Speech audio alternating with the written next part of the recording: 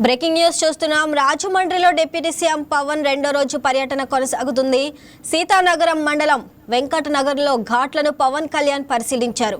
గోదావరిలో కలుస్తున్న కలుషిత నీటిపై డిప్యూటీ సీఎం ఆరా తీశారు. కాలుష్య నివారణపై అలసత్వం వహించిన అధికారులపై పవన్ ఆగ్రహం వ్యక్తం చేశారు. జిల్లా కలెక్టర్ సహా అధికారులపై ఆయన ఫైర్ అయ్యారు. తెలుగు తల్లిని కలుషిత తల్లి చేస్తున్నారని మండిపడ్డారు. నదిలో నీటి నాణ్యతను పరీక్షించి తక్షణమే రసాయనాలు కలవకుండా చర్యలు తీసుకోవాలని ఆదేశించారు. పుష్కరాలు దగ్గరలో పెట్టుకొని నది కాలుష్యాన్ని ఎందుకు అరికట్టలేదని అధికారులను పవన్ నిలదీశారు. భక్తులు పుణ్యం కోసం విశ్వాసంతో వచ్చి స్నానాలు చేస్తారని, ఈ నీటిలో మునిగితే పుణ్యం వస్తుందో రాదో రోగాలు మాత్రం వస్తాయని పవన్ మండిపడ్డారు. రైట్, ఇక దీనికి సంబంధించి మరింత సమాచారం మా కరెస్పాండెంట్ వర్మ అందిస్తారు లైవ్లో. వర్మ, చెప్పండి. రాజమండ్రిలో అయితే డిప్యూటీ సీఎం పవన్ కళ్యాణ్ రెండో రోజు పర్యటన కొనసాగుతుంది. ఇక అధికారులపై అయితే పవన్ కళ్యాణ్ ఆగ్రహంగా ఉన్నట్లు తెలుస్తుంది కదా, దాని గురించి అప్డేట్స్ ఏంటి అసలు? ఏదైతే పవన్ కళ్యాణ్ రెండో రోజు గోదావరి వ్యర్థ జలాలు నేరుగా గోదావరిలో కలిసిపోతున్న నేపథ్యంలో పూర్తిగా కూడా వ్యర్థ జలాలు గోదావరిలోకి ఎక్కడి నుంచి వస్తున్నాయి అన్న సమీక్ష సమావేశం నిన్న మొదటి రోజు అంతా నిర్వహించారు. నిన్న పుష్కర్ ఘాట్ అన్ని కూడా పరిశీలించడం జరిగింది. ముఖ్యంగా పుష్కర్ ఘాట్ నుంచి కోటిలింగాల రేవు వరకు కూడా పూర్తిగా ఘాట్లన్నింటినీ కూడా బోర్డుపై తిరిగి పరిశీలించినటువంటి పవన్ కళ్యాణ్ ఈ రోజు ప్రత్యేకించి ఏదైతే ఆంధ్ర పేపర్ మిల్స్ సంబంధించి వ్యర్థ జలాలు పూర్తిగా గోదావరిలోకి నేరుగా వదిలేస్తున్నారు. ఏదైతే ఆంధ్ర పేపర్ మిల్స్ సంబంధించి వ్యర్థ జలాలు ఏవైతే ఉంటాయో వాటిని అన్నింటినీ శుద్ధి చేసి ఆ ఫ్యాక్టరీలోనే శుద్ధి చేసి అటు తర్వాత గోదావరిలోకి వదలాల్సిన నేపథ్యంలో పూర్తి స్థాయిలో ఆ వ్యర్థ జలాల్ని అక్కడ పూర్తిగా కూడా శుద్ధి చేయకుండానే డైరెక్ట్ గా వదిలేస్తున్నారన్న ఆరోపణలు చాలా సంవత్సరాలుగా వినపడుతూ ఉన్నాయి. పేపర్ మిల్ కి సంబంధించి ముఖ్యంగా గోదావరి నదిలో ఈ జలాలు కలవడం వల్లే పూర్తిగా నీటిని తాగినటువంటి చాలా మంది మృత్యువాత పడిన ఘటనలు కూడా చాలానే ఉన్నాయి గతంలో. అలాగే పశువులు పంట కాలంలో నీటిని తాగి పశువులు కూడా మృత్యువాత పడిన పరిస్థితులు ఉన్నాయి. అంతు చిక్కని రోగాలు కూడా వచ్చి పూర్తిగా చాలా మంది ఇబ్బందులు పడిన పరిస్థితులు గడిచిన దశాబ్దాల కాలంగా కొనసాగుతున్న నేపథ్యంలో పూర్తిగా దానిపై ఇప్పటికే సమాచారం తెప్పించుకున్నటువంటి ఉప ముఖ్యమంత్రి పవన్ కళ్యాణ్ ఈ రోజు ప్రత్యేకించి ఏదైతే రాజానగరం నియోజకవర్గానికి సంబంధించి సీతానగరం మండలం వెంకటనగరంలో ఆ పైప్ లైన్ ద్వారా పూర్తిగా అక్కడ శుద్ధి చేసినటువంటి జలాలనే వదులుతున్నాం అని చెప్తున్నారు. కానీ పూర్తి స్థాయిలో అంటే కొంతమేర శుద్ధి చేయడం, రాత్రి సమయాల్లో ఎటువంటి శుద్ధీకరణ చేయకుండా పూర్తిగా జలాలను వదిలేస్తున్నారనే సమాచారం బహిరంగంగా అందరూ వెలిబుచ్చినప్పటికీ పూర్తి స్థాయిలో దాని పరిశీలనకి స్వయంగా ఆయన వెళ్ళాలని నిర్ణయించుకోవడం, వెంటనే అక్కడికి వెళ్ళిన తర్వాత అక్కడ ఉన్నటువంటి జలాల్ని స్వయంగా పరీక్ష చేయించి వాటిలో ప్రామాణికంగా ఎంత ఉండాలి అన్న అంశాలను కూడా పూర్తిగా అధికారులు ఎదుటే ఆయన తేటతెల్లం చేసిన పరిస్థితులు అయితే కనపడినాయి.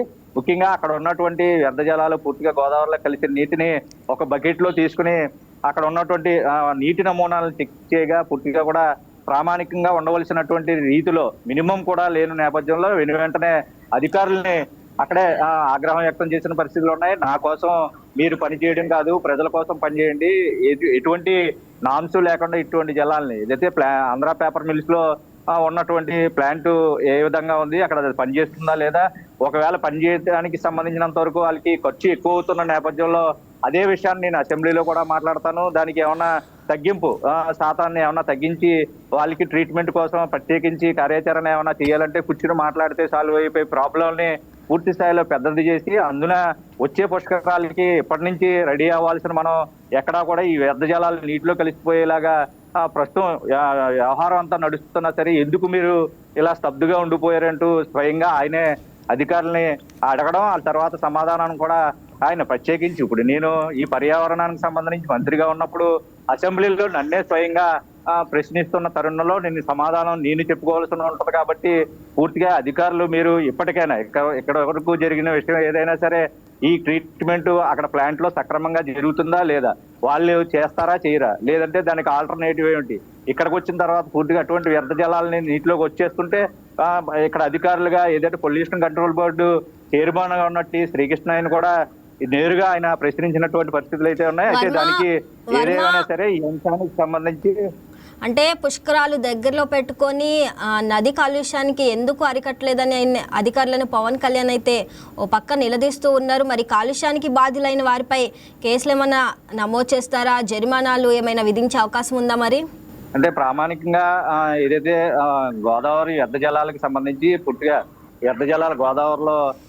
రాజమహేంద్రవరం నగరానికి సంబంధించి రోజు 55 మిలియన్ లీటర్ల నీళ్లు వ్యర్థ జలాలు పూర్తిగా రాజమహేంద్ర నగర ప్రజల నుంచి వచ్చేటటువంటి వాటర్ శుద్ధి చేసి నల్లా ఛానల్ ద్వారా గోదావరిలో వదిలే ప్రక్రియ ప్రతిరోజు జరుగుతుంది. ప్రతిరోజు 55 మిలియన్ లీటర్ల వ్యర్థ జలాలు వాటిని శుద్ధి చేయడంలో కూడా 15% మాత్రమే ఇప్పటి వరకు శుద్ధి చేసి ఆ ప్లాంట్ పూర్తిగా ఆ సామర్థ్యం ఆ నల్లా ఛానల్ శుద్ధీకరణ ప్లాంట్ ఏదైతే ఉందో గోదావరి నది ఒడ్డున 15% మేర శుద్ధి చేయగల కెపాసిటీ మాత్రం ఉంది. నిన్న కూడా శాస్త్రీయంగా ఆ నల్లా ఛానల్ ప్రక్రియ పూర్తిగా జరుగుతుందా, శాస్త్రీయ పద్ధతిని అనుసరిస్తున్నారా అని కూడా అక్కడ నిన్న అధికారులను అడిగిన తర్వాత ఆ అంశాన్ని కూడా ఈ రోజు మళ్ళీ లేవనెత్తిన పరిస్థితులు అయితే ఉన్నాయి. అయితే వ్యర్థ జలాల శుద్ధీకరణ విషయంలో అధికారులు నిమ్మక నీరెత్తినట్టు వ్యవహరిస్తున్నారు, దాన్ని పట్టించుకోవట్లేదు. పూర్తిగా గోదావరిలో వదిలేస్తున్న పరిస్థితులు అయితే ఉన్నాయి. స్వయంగా కనపడుతున్నాయన్న అంశాన్ని ఒక్కసారి మళ్ళీ వెలుగులోకి పవన్ కళ్యాణ్ అయితే తీసుకొచ్చిన పరిస్థితులు అయితే ఉన్నాయి. అధికారులకి ఇది ప్రథమ తప్పిదంగానో లేకపోతే ఇప్పటి వరకు ఆయన దృష్టికి రాని నేపథ్యంలో ఇక మీదట ఈ అంశానికి సంబంధించి పూర్తి స్థాయిలో 100% పూర్తిగా చేయవలసిన పరిస్థితులు అయితే ఉన్నాయి. మీరు ప్రత్యేకించి ఒక ప్రణాళిక రూపొందించండి అని చెప్పి సున్నితంగా హెచ్చరించి ప్రస్తుతానికి అయితే వదిలేసిన పరిస్థితులు అయితే ఉన్నాయి. కానీ రాబోయే రోజుల్లో మరికొద్ది వారాల్లోనే మళ్ళీ పవన్ కళ్యాణ్ ఇక్కడికి వచ్చే అవకాశం ఉంది. ఎందుకంటే ఈ జలాలు పూర్తిగా కూడా గోదావరిలో కలిస్తే ఇక్కడ పుణ్యం కోసం ప్రజలు వచ్చి స్నానాలు చేయడానికి వస్తే రోగాలు బారిన పడే అవకాశమే ఎక్కువగా కనపడుతుంది. వాళ్ళు ఇక్కడ కనీసం స్నానం చేయడానికి వస్తే రోగాల బారిన పడి మృత్యువాత పడే అవకాశాలు ఎక్కువగా కనపడుతున్నాయంటూ కూడా ఆయన చెప్పి ఇదంతా మనకి సిగ్గుచేటు. ఇటువంటి పరిస్థితుల్లో మనం అధికారులుగా ఏం చేయగలం అన్నది మీరు స్వయంగా నిర్ణయించుకోండి. దీనికి ఒక ప్రణాళిక రెడీ చేయండి. ఆ ప్రణాళిక పూర్తిగా కూడా వ్యర్థ జలాలను శుద్ధీకరణ చేసిన తర్వాతే వదలాలి అన్న అంశాన్ని మర్చిపోవద్దు అని ఆయన హెచ్చరికలు కూడా జారీ చేసిన నేపథ్యంలో ప్రస్తుతం ఎవరి మీద అంటే ప్రస్తుతానికి ఆయన చర్యలు తీసుకునేందుకైతే ప్రస్తుత పరిస్థితుల్లో, ఎందుకంటే నేను పర్యావరణ శాఖ మంత్రిగా ఉన్నాను, నేను అసెంబ్లీలో నన్ను ఎవరైనా క్వశ్చన్ చేస్తే చెప్పేటటువంటి అవకాశం సమాధానం నా దగ్గర ఉండాలి అంటే మీరు సక్రమంగా పనిచేయాలి, ఇక మీదట నేను ఉపేక్షించను అంటూ డైరెక్ట్ గా ఆయన ఒక వార్నింగ్ అయితే ఇవ్వడం జరిగింది. అయితే దానికి అధికారులు కూడా ఏదైతే నాణ్యతా ప్రమాణాల విషయంలో ఖచ్చితంగా మేము ఇక మీద పూర్తి స్థాయిలో దీనికి ఒక ప్రణాళిక రెడీ చేస్తాము. ఇక మీదట వ్యర్థాలు అటు ఆంధ్ర పేపర్ మిల్స్ వ్యర్థాలను కూడా పూర్తి స్థాయిలో శుద్ధీకరణ జరిగేలాగా వాళ్ళకి నోటీసులు అయితే ఇస్తాము. ఇక మీదట ఇటువంటి పునరావృతం కాకుండా చూసుకుంటాము అని చెప్పిన తర్వాత ఒకవైపు నాదెండ్ల మనోహర్ కూడా పక్కనే ఉండి ఇది ఇప్పటి నుంచి కాదు కదా ఎప్పటి నుంచో జరుగుతుంది, ఇక మీద దీన్ని ఉపేక్షించబోము అంటూ కూడా ఆయన కూడా హెచ్చరించిన నేపథ్యంలో ఇది ఫస్ట్ వార్నింగ్ అయితే పవన్ కళ్యాణ్ చూశారనే భావించాలి. అధికారులపై ఎటువంటి చర్యలు తీసుకోబోరు అని మనం అనుకోవచ్చు.